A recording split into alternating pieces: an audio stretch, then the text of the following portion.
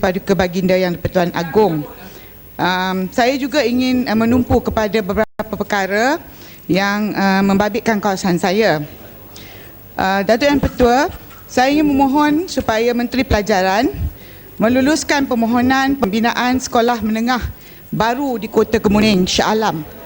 Penduduk kawasan ini ada 120,000 orang. Hanya satu sekolah sahaja dalam kawasan ini, Sekolah Menengah Kebangsaan Kota Kemuning. Secara fizikalnya sekolah ini dibina untuk 1,800 orang murid, tetapi kini menampung 2,500 orang murid. Kesesakan murid menyebabkan suasana yang amat tidak selesa kepada murid dan guru, dan tidak ada sekolah menengah dalam lingkungan 5 km daripada sekolah menengah kebangsaan yang ada sekarang. Tapak untuk sekolah ini sudah pun ada. Jadi saya mohon supaya Menteri Pelajaran dapat meluluskan pembinaan sekolah baru ini secara fast track. Permohonan juga telah dikemukakan oleh pihak PIBG dan Persatuan Penduduk serta melalui pejabat pendidikan daerah dan sebagainya. Kedua, saya ingin bertanya mengenai satu projek naik taraf yang telah diluluskan dan bajetnya pun sudah ada tetapi telah ditunda daripada rancangan Malaysia ke-10, tetapi tanah jalan ini amat teruk sekali, selalu berlaku kemalangan dan menjadi punca banjir-banjir kilat ya. Saya minta Menteri Menteri Kerja Raya untuk menyatakan bilakah naik taraf Jalan Bukit Kemuning dan Jalan Kebun yang akan dilaksanakan. Satu perkara yang saya ingin bangkitkan dalam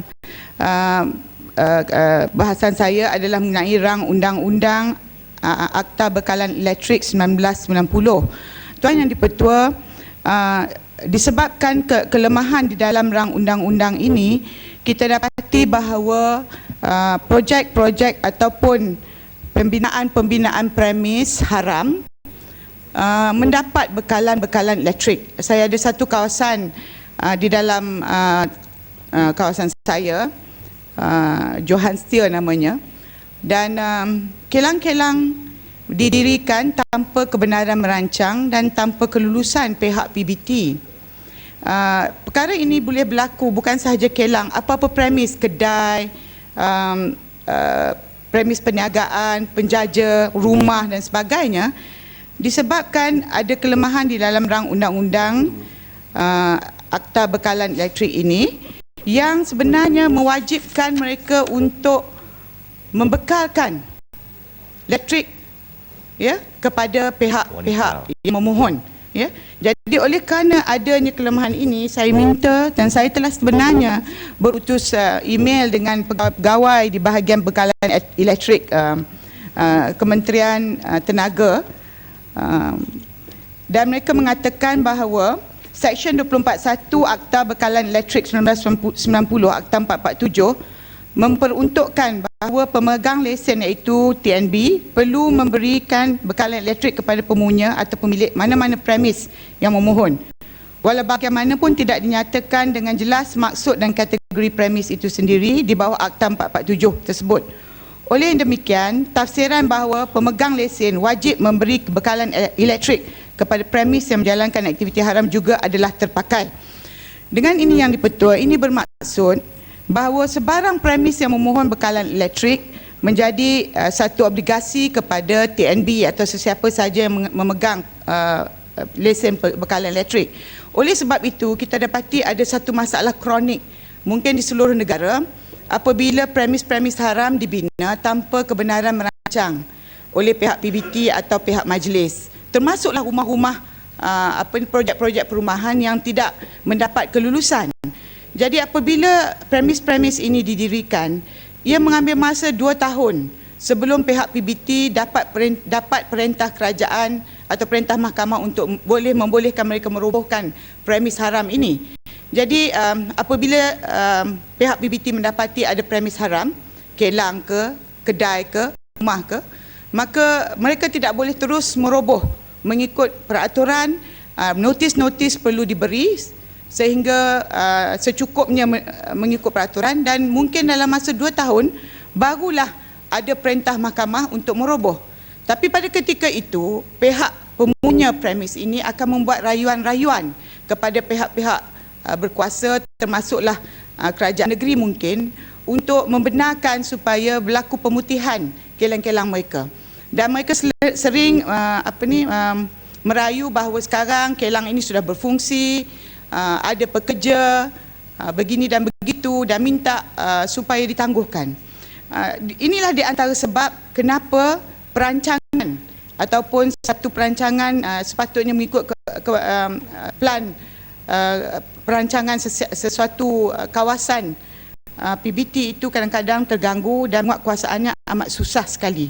Begitu juga dengan premis-premis haram yang ataupun premis-premis lesen cyber cafe. Apabila mereka menjalankan perniagaan, mereka melakukan aktiviti haram seperti perjudian, dan PBT boleh menyerbu, menyita, merampas komputer dan sebagainya, tetapi 2-3 hari kemudian mereka mendapat bekalan elektrik semula. Jadi dengan itu mereka beroperasi semula. Walaupun ada sebahagian ada peruntukan di dalam perlembagaan di dalam RUU ini bahawa ada subsection 381A, dan sekiranya ada permohonan daripada pihak PBT kepada pihak polis, maka polis boleh mengeluarkan arahan supaya bekalan elektrik tidak sambung semula. Soalan saya, kenapa kita perlu orang kata membuat kerja yang merugikan kita? Sepatutnya kita plug saja ataupun kita pindah saja RUU bekalan elektrik ini supaya ditambahkan satu bahagian ataupun satu klausa di mana pihak pemegang lesen bekalan elektrik tidak boleh untuk membekalkan elektrik ataupun air sekiranya tidak mendapat kebenaran PBT. Dengan itu, kilang, premis, kedai ataupun rumah di dalam kawasan PBT sekiranya tidak dapat kebenaran merancang, tidak boleh dibina. Kalau mereka bina pun mereka tidak boleh menjalankan aktiviti sebab tidak ada elektrik dan tidak ada air. Jadi inilah satu perkara yang dalam jangka masa panjang sebenarnya membebankan PBT kerana penguatkuasaan kita lemah. Dan saya mohon supaya Kementerian Tenaga supaya melihat semula kepada rang undang-undang ini.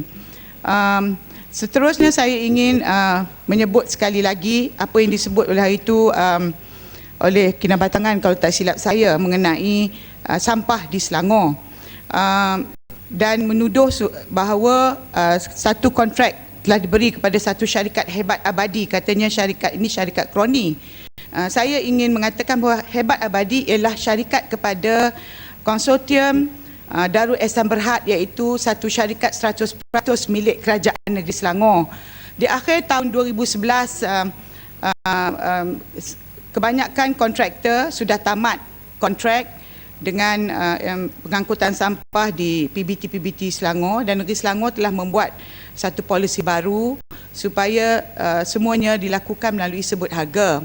Jadi apabila kontraktor-kontraktor ini enggan membantu Kerajaan Negeri Selangor kerana mereka meminta supaya kontrak mereka ini dipanjangkan 6 bulan, sedangkan kerajaan hendak melakukan sebut harga pada bulan Mac, mereka hendak kontrak mereka dipanjangkan hingga bulan 6. Jadi mereka enggan menerima pelawaan Kerajaan Selangor untuk menyambung kerja-kerja mengangkut sampah.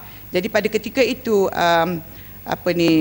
PBT MBSA telah meminta bantuan daripada KDEB melalui anak syarikatnya Hebat Abadi untuk menjadi kontraktor sementara sehingga bulan Mac baru ini, sehingga untuk mengutip sampah di kawasan MBSA. Jadi itulah antara perkara. Saya juga ingin bertanya dua perkara lagi, iaitu apakah status Hospital Shah Alam sekarang kepada Menteri Kesihatan, dan juga apakah status U10 di kawasan U10 ada satu maaf ya.